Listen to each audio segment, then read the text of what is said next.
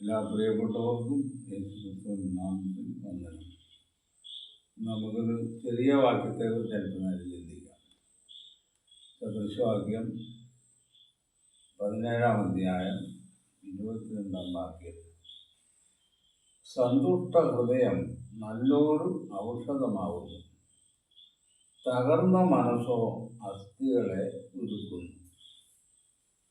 ഒരു ഔഷധത്തെ കുറിച്ചാണ്. നാം പലവിധമായ രോഗങ്ങളെ ചെറുക്കാൻ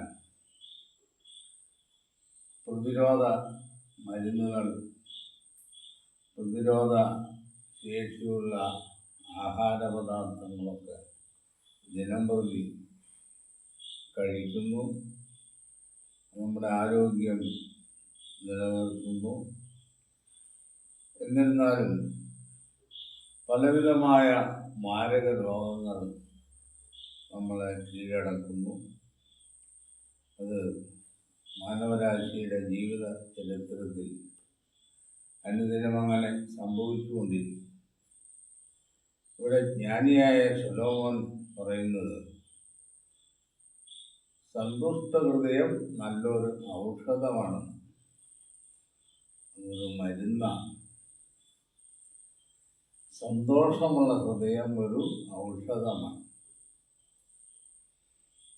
ഇന്ന് ലോകത്തിലെ ഏറ്റവും പ്രയാസമുള്ള ഒരു കാര്യമാണ് സന്തോഷമുള്ള ഹൃദയം സൃഷ്ടിക്കുക. ഹൃദയ സന്തോഷത്തിന് വേണ്ടിയ കാര്യങ്ങൾ കണ്ടെത്തുക എന്നുള്ളത്. പലരും പല രീതിയിൽ ആനന്ദം കണ്ടെത്തുന്നതിന് വേണ്ടി ചെയ്യുന്ന പ്രവൃത്തികൾ മിക്കവാറും സർവനാശത്തിലേക്ക് കലാശിക്കുന്നതായിട്ട് നമുക്ക് കാണാം. ഇന്ന് ലഹരി കഴിച്ച് സന്തോഷം കണ്ടെത്തുന്നതിന് വേണ്ടി അധികം ആളുകളും ആ വഴിയിലാണ്. എല്ലാത്തിൻ്റെയും ഉദ്ദേശം മാനസിക സന്തോഷം എന്നുള്ളത്.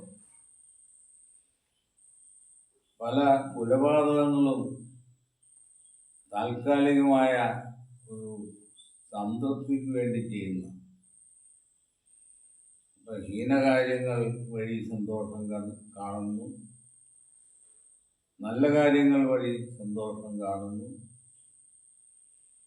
മനസ്സിന് ഏറ്റവും ആവശ്യമായിരിക്കുന്നത് സന്തോഷമാണ്. നമ്മുടെ ശരീരത്തിന് ആഹാരവും വെള്ളവും ആവശ്യമായിരിക്കുന്ന പോലെ മനസ്സിന് ചില കാര്യങ്ങൾ അത്യാവശ്യം. മനസ്സിന് രണ്ട് വിധത്തിലുള്ള വ്യാപാരമാണ്. മനസ്സ് തകർന്നിരിക്കുക, സന്തോഷിച്ചിരിക്കുക. ഇത് രണ്ടും പലപ്പോഴും വ്യത്യസ്തമായ സമയങ്ങളിൽ ഏറ്റക്കുറച്ചിലായിട്ട് കണ്ടുവരുന്ന ഒരു പ്രതിഭാസമാണ്. അപ്പോൾ ഇവിടെ ശലോമോൻ ഈ കാര്യം പറയുന്നത് അക്ഷരാർത്ഥത്തിലും ശരിയാണ്. ശരീരത്തിന് രോഗപ്രതിരോധ ശേഷി നൽകുവാൻ ഒരു സന്തുഷ്ട ഹൃദയത്തിന് കഴിയുമെന്ന്. പക്ഷെ ഇതെങ്ങനെ നമുക്ക് പ്രാപിക്കാൻ സാധിക്കുമെന്നുള്ള കാര്യമാണ് നമുക്ക് ആലോചിക്കുന്നത്. നിരാശയും ഭയവും മനസ്സിൽ നിന്ന് ഒഴിവാക്കുക എന്നുള്ളതാണ് ആദ്യം ചെയ്യുന്നത്. ഭയം മനസ്സിനെ എപ്പോഴും ദണ്ഡിപ്പിച്ചുകൊണ്ടിരിക്കും. ഭയത്തിന് ദണ്ഡനമുള്ളതിനാൽ തികഞ്ഞ സ്നേഹം ഭയത്തെ പുറത്താക്കുന്നതാണ്. അപ്പോൾ സന്തുഷ്ട ഹൃദയം പ്രാപിക്കാൻ ആവശ്യമായ ഒരു കാര്യം തികഞ്ഞ സ്നേഹമുള്ളവരായിരിക്കുകയാണ്. ഇതാരോടാണ് തികഞ്ഞ സ്നേഹമുള്ളവരായിരിക്കേണ്ടത്? ദൈവത്തോടും മനുഷ്യരോടുമാണ്. ചിലർ ഈ സ്നേഹം നേരെ വിപരീതമായിട്ട് മൃഗങ്ങളോടാണ് കാണിക്കും. മനുഷ്യനെ കഴിഞ്ഞ് കൂടുതൽ മൃഗങ്ങളെ സ്നേഹിക്കുന്ന ആളുകൾ പക്ഷികളെയും മൃഗങ്ങളെയും. ആ സ്നേഹം കൊണ്ട് വലിയ ഫലമൊന്നുമില്ല. സ്നേഹം ദൈവത്തിനും മനുഷ്യർക്കുമാണ് നമ്മൾ കൊടുക്കുന്നത്. അപ്പോൾ അങ്ങനെ ചെയ്യുമ്പോൾ നമ്മൾ ഹൃദയം സന്തോഷിക്കുന്നതാണ്. അങ്ങനെ സന്തോഷത്തിൻ്റെ ഫലമായി ചില നല്ല ഉത്തേജനങ്ങൾ മനസ്സിന് ലഭിക്കും. അത് ഒന്നാമത് സ്നേഹം, സന്തോഷം, സമാധാനം, ദീർഘക്ഷമ, ദയ, പരോപകാരം, ഇന്ദ്രിയജയം, വിശ്വസ്തത, സൗമ്യത. ഇത്രയും കാര്യങ്ങൾ നമ്മൾ അതിൻ്റെ അളവിൽ പ്രാപിക്കുമ്പോൾ നമ്മൾ സന്തുഷ്ട ഹൃദയമുള്ളവരായി തീരുക. ഇത് പല രോഗങ്ങളിൽ നിന്നും നമ്മളെ മോചിപ്പിക്കുക എന്നുള്ളതാണ് ഏറ്റവും വലിയൊരു സത്യം. അതുകൊണ്ടാണ് ശലോമോൻ ഇത് സന്തുഷ്ട ഹൃദയം ഒരു ഔഷധമാണ് എന്ന് പറഞ്ഞു. അതിന് നേരെ വിപരീതമായിട്ട് തകർന്ന മനസ്സോ അസ്ഥികളെ ഉണക്കുന്നു. തകർന്നിരിക്കുന്ന മനസ്സ്, സമാധാനമില്ലാതെ ആവലാതിയും പരാതിയും, സ്നേഹമില്ലായ്മ, വിദ്വേഷം, അസൂയ, പക ഇവയെല്ലാം പുലർത്തുന്ന ആളുകളെ സംബന്ധിച്ച് അനുദിനം അവരുടെ അസ്ഥികൾ നുറുങ്ങിക്കൊണ്ടിരിക്കുകയാണ്. അസ്ഥികൾ ഉണക്കിക്കളയാണ്. നമ്മുടെ അസ്ഥികൾ ഉണങ്ങി വരണ്ടുപോയാൽ അതിൻ്റെ അവസ്ഥ ഒന്ന് ചിന്തിച്ചു നോക്കി. നമുക്ക് ഒന്നും പ്രവർത്തിക്കാൻ കഴിയും. പണ്ട് നിയമപ്പെട്ടകം മറിയാൻ തുടങ്ങിയപ്പോൾ ഉഷ കൈ നീട്ടി അത് മറിയാതിരിക്കാൻ. അപ്പോൾ അദ്ദേഹത്തിൻ്റെ കൈ വരണ്ടുപോയതാണ്. വരണ്ടുപോയ കൈ മടക്കാനോ നിവർത്താനോ സാധ്യമല്ല എന്ന് പറഞ്ഞതുപോലെ തകർന്ന മനസ്സ് അസ്ഥികളെ ഉണക്കിക്കളയുന്നു. അപ്പം ഇങ്ങനെയുള്ള ഒരു മനുഷ്യൻ്റെ അവസ്ഥ എത്രയോ അരാജകത്വത്തിൻ്റെ ഒരവസ്ഥയാണ് ഈ ജീവിതത്തിൽ. അപ്പം നമ്മൾ ഈ സന്തുഷ്ട ഹൃദയം പ്രാപിക്കേണ്ടതിന് ഒന്നാമത് ചെയ്യേണ്ടത് നമ്മൾ പ്രപഞ്ചത്തിൻ്റെ സൃഷ്ടാവായ ദൈവത്തെ അറിയുക, കണ്ടെത്തുക എന്നുള്ളതാണ്.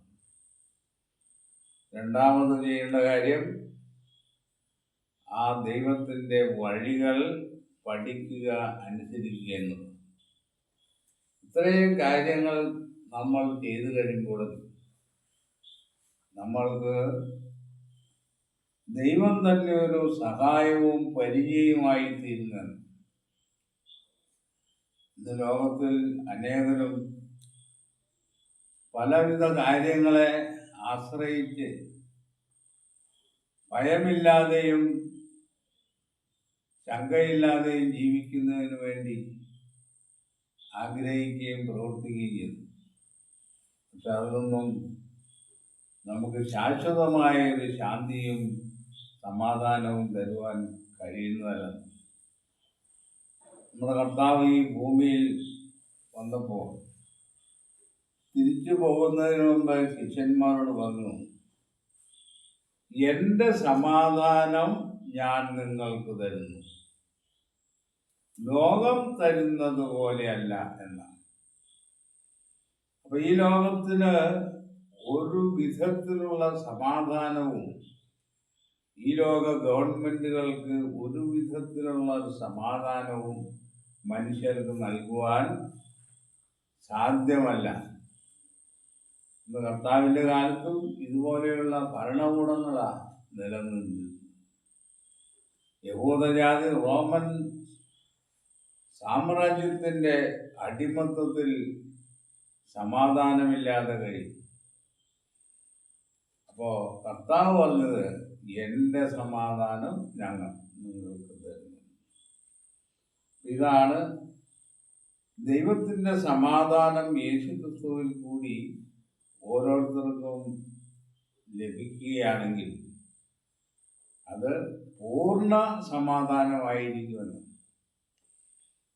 അപ്പം ഇതൊക്കെ പ്രാപിക്കുമ്പോൾ നമുക്ക് ഈ ആയുസ്സിലെ ജീവിതം തന്നെ സന്തോഷപൂർണമാക്കി തീർക്കുവാൻ കഴിയും. അതിനുവേണ്ടി ദൈവവചനം കൂടുതൽ പഠിക്കുകയും അത് ആചരിക്കുകയും ചെയ്യുക എന്നുള്ളതാണ്. ദൈവത്തിൻ്റെ വഴി വിട്ടുമാറാതെ ഇടത്തോട്ടോ വലത്തോട്ടോ തിരിയാൻ നേരെ വഴിയിൽ സഞ്ചരിക്കുക. ഇന്ന് ദൈവത്തിൻ്റെ വഴിയിൽ നിന്നും മനുഷ്യനെ മാറ്റിക്കളയുവാൻ അനേക ഉപദേശങ്ങളും ഇസങ്ങളും ഈ ഭൂമിയിൽ നിലനിൽക്കുന്നു. പല വിധത്തിലുള്ള ആചാര അനുഷ്ഠാനങ്ങൾ, മന്ത്രവാദം, കൂടോത്രം, ബാധ ഒഴിപ്പിക്കൽ, ഇങ്ങനെയുള്ള ഒരു വിഭാഗം.